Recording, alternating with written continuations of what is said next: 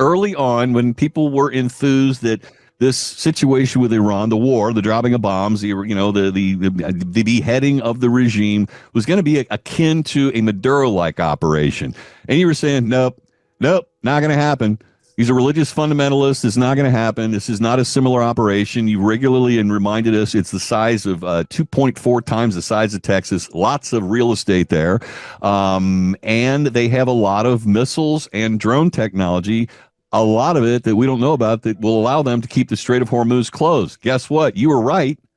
Our American military, with all its might, was not able to open the Strait of Hormuz on its own. And I think that speaks volumes to the problems that you told us about earlier on in our discussions. You were right.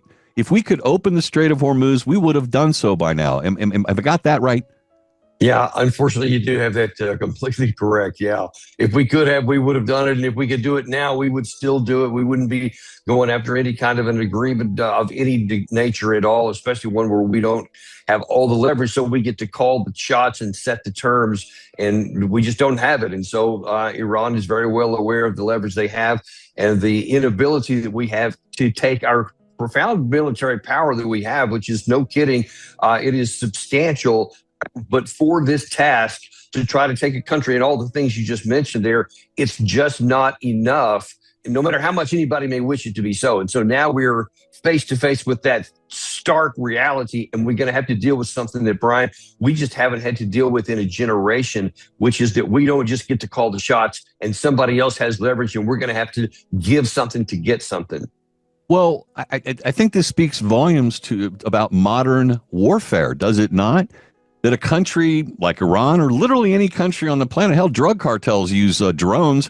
These drones have been a massive sea change in military operations. A country like Iran, with thousands of drones hidden away in some small buildings and scattered about, can literally blow up multi-billion-dollar ships floating around out there in the Strait of Hormuz. I mean, that's a fact, Jack, isn't it?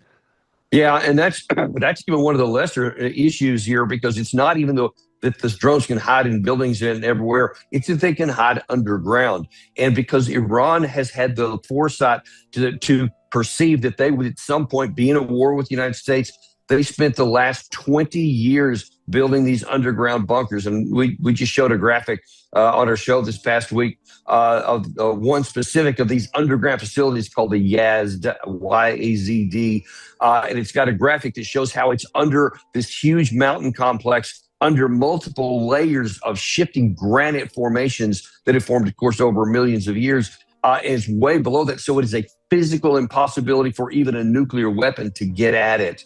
And that's where they have at least 30 of these things that are operational, according to U.S. intelligence. You just can't knock them out, especially you can't just defeat Iran with air power alone. It's a physical impossibility. And unfortunately, Brian, part of my frustration is that was well known ahead of time by our military experts, by our intelligence, and it just puzzles me why we went ahead anyway. That's a legitimate question to ask. And I think another legitimate question to ask, because you've got great inside resources. I got to applaud you to that, or for that. Donald Trump has already signed on to this agreement, this memorandum of understanding that's going to set the terms for us over the next 60 days to literally negotiate the most difficult components of whatever we can negotiate with the Iranians. But we're going to apparently open up the strait. We're going to let them use their ports. That part over with. Have you read the agreement? Because I can't find it anywhere, Daniel Davis. Well, it hasn't been agreed or hasn't been reached anywhere by the U.S. That's been the point of frustration. And I was just scanning just before we came on the air here, and I'm talking about a lot of President Trump's biggest allies and biggest supporters. There's a lot of frustration because we keep talking about this deal he signed, and he keeps telling everybody how it's better than the Obama deal and it's incredible and all this, but no details, none whatsoever. Meanwhile, the Iranian side has released what it says is the text that both sides signed on to and agreed. And believe me, it is nothing like what what President Trump is saying. And it's got a lot. That's one of the reasons his supporters are frustrated, because they're saying, surely this is not really the text. It's misinformation, right? Because they say, until you release it, we don't know. And this is the problem I've had since this was announced, is that you have the Iranian side with what their version is. And if their version is right, it is a profound strategic failure and loss for us, And it's hard to imagine President Trump signing on to those things. And the alternative is that later on, President Trump says, here's my version, and it's different.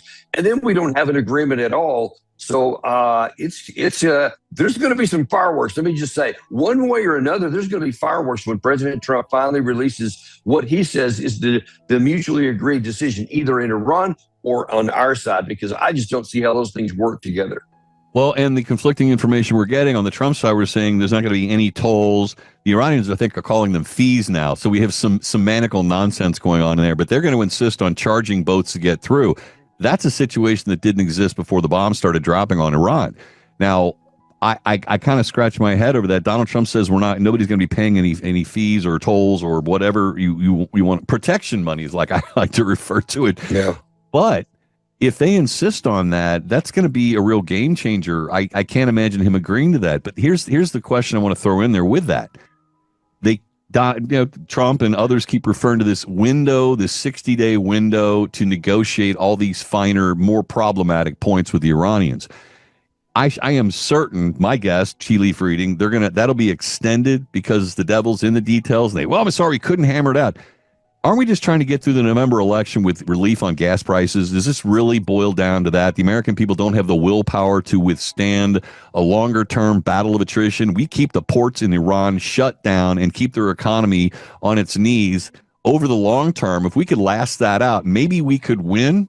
Or, that seems like our only option right now is a long-term, keep them shut down strategy.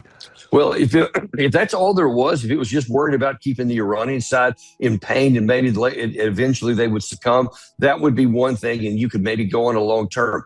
We can't handle that. Our economy cannot handle 60 more days of the Strait of Hormuz being closed down. Forget about into November or anything longer than that. And that's what Iran is calculating. They're well aware that the pain from our blockade is profound. And I've talked to a number of Iranian sources, and every one of them said, it is no joke. This is really hurting us. It's causing inflation. It's causing a lot of unemployment, a lot of shortages of key like medicines and other kind of things. They say it is serious. But they say that we're used to that. We've done it before. We can do it again, but we calculate you can't, that the pain on you is too great. And you mentioned in there about this issue about the charging of tolls. Iran definitely says that's part of the agreement. We will have the fees, as we call them.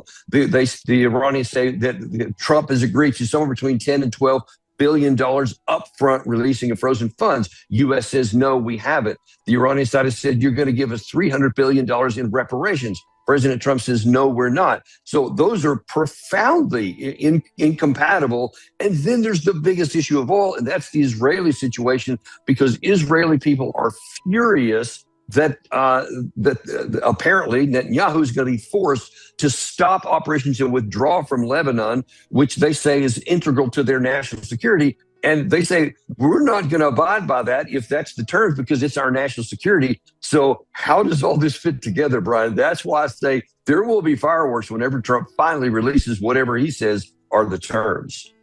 Wow. There's so much to take in on that. And none of it honestly looks very good.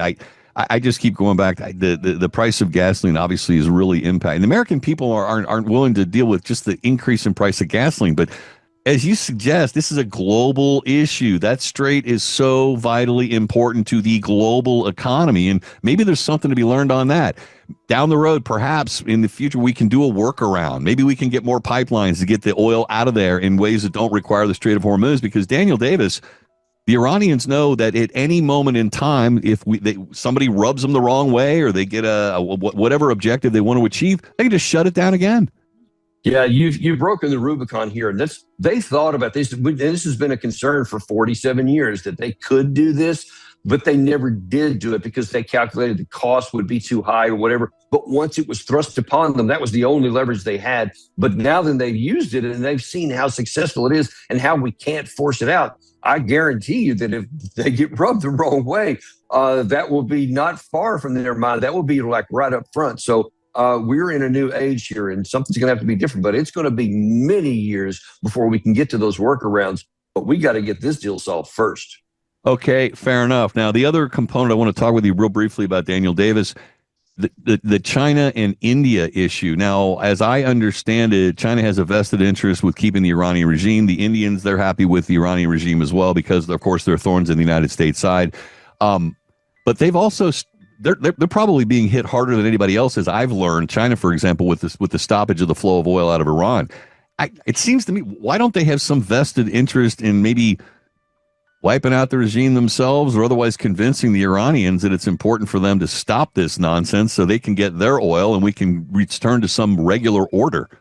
Well, let me tell you about what the Chinese have done, because they also have foreseen this possibility, and they had a massive strategic petroleum reserves. I forget the numbers that ours are, but theirs are like 5 times larger than ours are. So what they have done is something nobody expected to do, which is why the lid's been kept on, or somewhere even close to $100 a barrel since this started, is because they have started importing like 5 million barrels of oil per day less than they did before, choosing instead to draw down their petroleum reserve because they had so much, because they bought it at a very, very low price. So their calculation is, hey, let's just use that for now instead of paying this higher price that we would get on the open market. Well, that has helped all of us, because now then this otherwise like 20 million barrel a day shortfall that would have happened has been reduced to about 15. And then you have demand destruction in other places, and some of the stuff going on in India, in Indonesia, in South Korea, Japan, where they're already cutting back. So all that together has kind of kept the lid on. But if China decides, all right, we're not going to do that anymore, we're not going to draw that down, now then everybody has a huge spike in global oil prices because there's just not enough supply. But there's a limit to how far China can go on that, as there is these other kinds of things as well. And so I think that as I'm reading the tea leaves, so to speak, China is saying, all right, we're going to go a pretty good period of time on this, but then there's going to have to be something done. And I think they have calculated the damage to American prestige is worth the drawdown here, because Trump is out there flapping in the wind, and China can actually say, hey, we've been trying to help out. We're trying to, do you guys a favor here, but that's got a limit. And it won't put pressure on Iran. They'll put pressure on us, along with all these other people that are suffering, like in Europe, like in Asia, like in Africa. So I think that their calculation is it's going to be putting more pressure on U.S., not less. Truly appreciate your analysis on this, as I have since we've been talking together on all matters, and you've been prescient on the whole thing, and I applaud you for your accuracy of information. As bad as the news is, you've been a cold water dose of reality, and somebody needs support on people sometimes, Daniel.